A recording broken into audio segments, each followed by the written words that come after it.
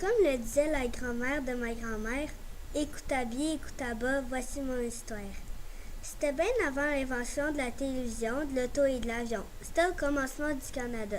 Dans le chantier en haut de la rivière Gatineau, on était la veille du jour de l'an, puis tout le monde avait le cœur gros. Ils s'ennuyaient. Ils s'ennuyaient de leurs blondes puis de leurs enfants qu'ils avaient laissés là-bas dans le boss. Moi et Joe, j'avais fini ma job de préparer le repas du jour de l'an, puis je m'en allais me coucher quand Baptiste, le meilleur bûcheron du chantier, est venu me chercher. « Hey Joe, es-tu prêt? On parle, mais on va voir ma blonde à la Valtrie. Embarques-tu? » m'a lancé Baptiste. « La Valtrie est-il une fou? Ça prend des jours et des jours se rendre là. » que j'ai répondu. « C'est pas ça, on va faire le voyage en canot dans les airs et demain matin, nous serons de retour au chantier. » Je venais de comprendre. On m'offrait de faire la chasse-galerie.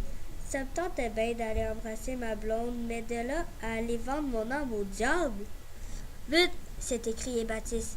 Il faut qu'on soit un nombre pair, on est déjà 7, tu seras le 8e. Les hommes nous attendent. Viens-t'en tout de suite. Dehors, le canot d'écorce était là sur la neige et Baptiste était assis en avant. Répétez après moi, les gars.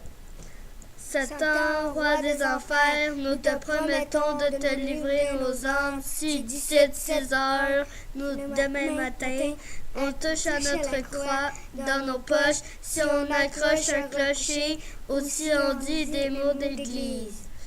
Acabri, acabra, acabram, fais-nous voyager par-dessus les montagnes. Le canot s'est élevé dans les airs puis a décollé à la vitesse de l'éclair. C'était la pleine lune, puis je me rappelle qu'on est passé juste devant. On a passé par-dessus les forêts, on a suivi le cours des rivières Gatineau, puis de celle de l'Outaouais, puis d'autres forêts, puis enfin on était au-dessus de chez nous. On a dansé toute la nuit avec nos blondes sur les airs de Rigodon, et le temps a passé bien vite. À 4 heures, quand j'ai vu l'heure, « Hey les gars, acabri, acabra, acabram, fais-nous voyager par-dessus les montagnes. » En un clin d'œil, on était remontés dans notre canot pour refaire le chemin à l'envers. On était heureux, mais on avait peur. Il était pas mal tard. Il fallait absolument arriver avant 6 heures, sinon on brûlait avec le diable en enfer.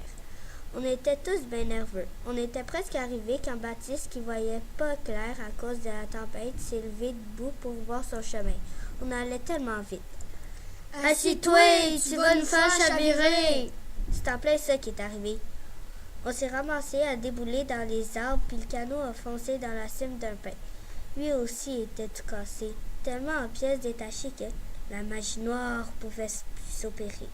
On était blessés, mais baptême qu'on avait été chanceux. C'était déjà Noël, le nouvel an montrait son nez.